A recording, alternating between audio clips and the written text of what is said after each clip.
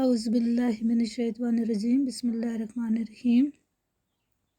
School B M S Kandi class 8 subject Urdu topic استاد کے احترام۔ پیارے بچوں السلام علیکم۔ پیارے بچوں ہم نے کل پیج نمبر 25 پڑھا تھا، آج اس سے آگے پیج نمبر 26 پڑھنے جا رہے ہیں۔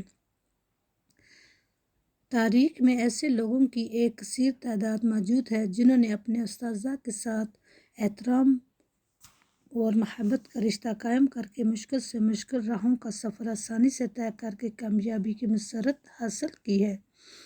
روایت ہے کہ نوشیروان نے ایک بار اپنے فرزند کو تعلیم و تربیت کے لیے ایک استاد کے پاس بھیجا۔ مدت گزرنے کے بعد نوشیروان کو خیال آیا کہ جا کر دیکھے کہ تعلیم و تربیت پانے کی کیا حالت ہے۔ جب وہ وہاں پہنچے تو دیکھا کہ استاد نماز کے لیے وضو کر رہے ہیں اور ان کا بیٹا ہاتھ میں لوٹا اٹھا کر پانی ڈال رہا ہے۔ یہ دیکھ کر ان کو کافی غصہ آیا اور بیٹے کے منہ پر چپت لگا دی۔ استاد حیران ہوا کہ شاید اس سے خیال ہوا ہے کہ شہزادے سے پانی ڈلوا رہا ہے۔ نوشیروان نے افسوس کا اظہار کرتے ہوئے بیٹے کو تنبیہ کی کہ استاد خود پاؤں دھو رہے ہیں اور تم پانی ڈال رہے ہو، تم کو شرم نہیں آتی ہے؟ کیا تم خود اس کے پاؤں نہیں دھو سکتے؟ دوسری ایک روایت ہے کہ ایک دفعہ سکندر اعظم دنیا کی بہت سی فتوحات حاصل کر کے وطن واپس پہنچا تو سب سے پہلے اپنے استاد ارسطو سے ملنے کا ارادہ کیا، اس غرض سے کہ وہ اپنے استاد کے ہاں گیا۔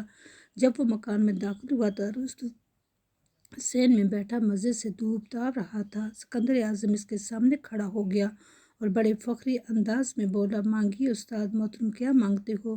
میں اب دنیا کی ہر چیز آپ کے قدموں میں لا کر رکھ دوں گا۔ غرض استاد کا مقام نہایت بلند ہے، یہ پیغمبری کا پیشہ ہے، کیونکہ ہر پیغمبر معلم یعنی تعلیم دینے والا رہا ہے۔ ہم سب کو چاہیے کہ ہم اپنے اساتذہ کے احترام اور عزت کا ہر وقت اور ہر آن خیال رکھیں اور بھولے سے بھی کبھی کوئی گستاخی ان کی جناب میں نہ کریں۔